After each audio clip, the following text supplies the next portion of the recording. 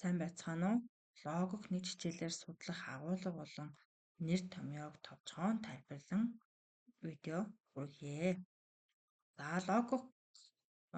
агуулгаар логик нэг хичээлээр логик юуг судалдгийг, логикийн үүсэл хөгжил түүхэн тойм, логикийн хэл, ойлголт, бодомж, за логикийн хууль, оюун дүгнэлт, индуктив логик гэсэн.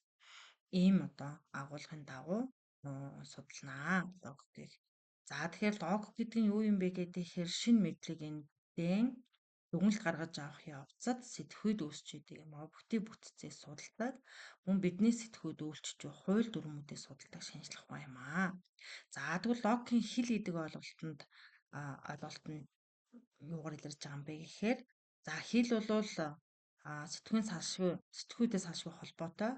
Бид нар 10 дугаар ангийнхаа заавал судлалын соёл бүлэг сэдвийн заавал судлах дээр бол соёлыг бүрдүүлэгч элемент гэдэг дээр бол хэлний тухай үзсэн байдаг. Гэхдээ логикийн хэлний тухай бол за хэл нь хүний оюуны ертөнцийн илэрхийлэл, мэдээлэл боловсруулах, хадгалах, энэ дамжуулах үүргийг өөрө бүхий тэмдэгтийн систем гэж үзэж байгаа юм тийм ээ.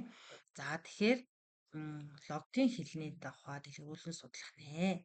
За дараа нь ойлголт байгаа. За энэ ойлголт нь болохоор ямар нэг анги бүлгийн юмс үзэгдлийг харьцангуй тогтвортой. За тэгээд гол шинжээр нь нэгтгэн ялгаад за ингээд сэтгүүн үйлдэл буюу хилэн илэрхийлийг энэ ойлголт гэж байгаа гэсэн. За тэгвэл бодомж гэж юу хэлэх юм бэ гэхээр юмс тодорхой шинж тэмдэг байгаа эсхийг нь нотлох юм уу? Эсвэл үгүйсгсэн мэдээллийг агуулсан уу? Эсвэл үнэн юу? Эсвэл худал бодол санааг илэрхийлж буй хилэн илэрхийллийг бодомж гэж ойлгож байна. За логикийн хууль байгаа. За энэ бодомжинд бидний өмнөх хэлснээр бодомжинд илэрхийлэгдэж байгаа бодол санааны хоорондох энэ дотоод зайлшгүй гол холбоог бол логикийн хууль гэдэг гэсэн. За оюун дүгнэлт гэж юу гэж байгаа юм бэ гэхээр нэг буюу хид хідэн мэдэгдэж байгаа боломжоос шин дүгнэлт гаргаж авах нь логик үйлдэлийг оюун дүгнэлт гэнэ гэсэн. За тэгвэл энэ индуктив логикт нь болохоор хүмүүст аливаа бодол эрх зүйлийн зөв бурууг ялгамж салгах, дадал, төсөөлөл ингээд идэвхгүй байдлаар өөрөмшүүлэгдэж байдгийг хэлнэ гэж байна. За тэгвэл үүнийг дэлгэрүүлээ хэдүүлээ. За логик гэдэг агуулгаар юу бид нар мэддэг болох юм бэ гэхээр логик юуг судалдгийг, логикийг судалснаар ямар ч холбогдолтой юм. За тэгээд логикийн шинжлэх ухааны үүсэл хөгжил түүхэн тоймын талаар судалнаа. За логикийн хэлийг бид нар хэл ба сэтгхүй судлах нь. За логикийн хэлний онцлогийг тийм ээ.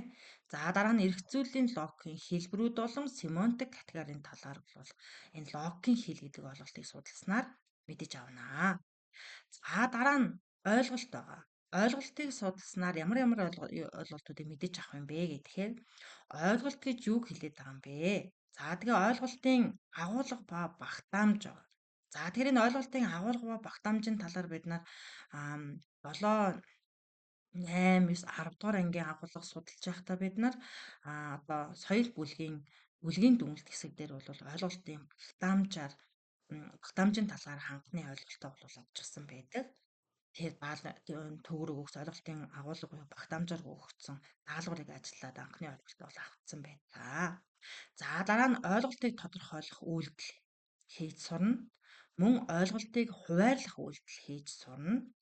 За мөн ойлголтыг ерөнхийлөх буюу хязгаарлах үйлдэл хийж сурна. За тэгэхээр жишээлбэл ерөнхийлнө гэхээр кино гэдэг нь өөрөө ойлголтыг ерөнхийлж байгаа хязгаарлах үйлдэл яаж хийгдэх юм бэ гэхээр жишээлбэл хүүхдийн кино тийм ээ зөвнөлт кино энэ төр гэдэг нь хязгаарлах үйлдэл хийгээд байна гэсэн үг. За тэгэхээр үүнийг бид нар бас сонирхолтой байдлаар судалж мэдэж авах нэ. За дараа нь бодомж байгаа. Бодомж. За бодомж гэж юу хэлэх юм? Энгийн бодомж гэж ямар ойлголтыг хэлэх юм? Удаал бодомж гэж ямар ойлголтыг хэлэх юм бэ гэдэг энэ ойлголтыг бодомжийн агуулгыг судалж байхдаа бид нар мэдэж авна гэсэн үг бэ.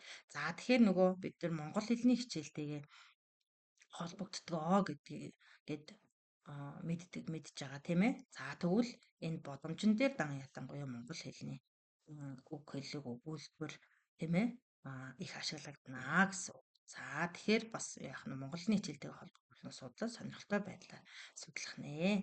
За мөн дээрэс нь багш нь хэлсэн тийм ээ.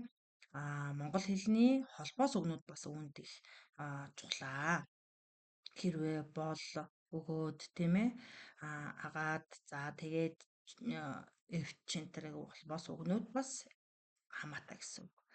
За дараа нь болох дээрээ логикийн хууль байгаа. За логикийн хуулийг судалснаар логикийн хууль гэж юу юм? Адилтгалын хууль гэж ямар ойлголтыг хэлээд байгаа? Зөрчилгөөний хууль, гурав дахьыг үгүйсгэх хууль. За энэ хяналттай үндэслэлийн хууль гэж ямар хуулиудыг хэлээд байгаа талаар бид нар судалж мэднэ. За оюун дүгнэлт гэж байна. За оюун дүгнэлт гэж юу хэл ямар ойлголтыг хэлээд байгаа юм?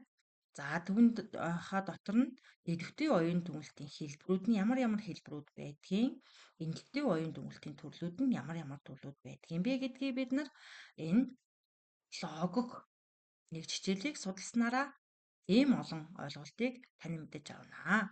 За тэгэхээр логикийг мэдээж сонирхож судалж үзэх юм бол хүүхдүүд маань зөв одоо сэтгэх, бодох, тийм ээ, зөв асуулт тавьж сурах ийм дадал арга чадваруудыг эзэмшиж авнаа гэсэн.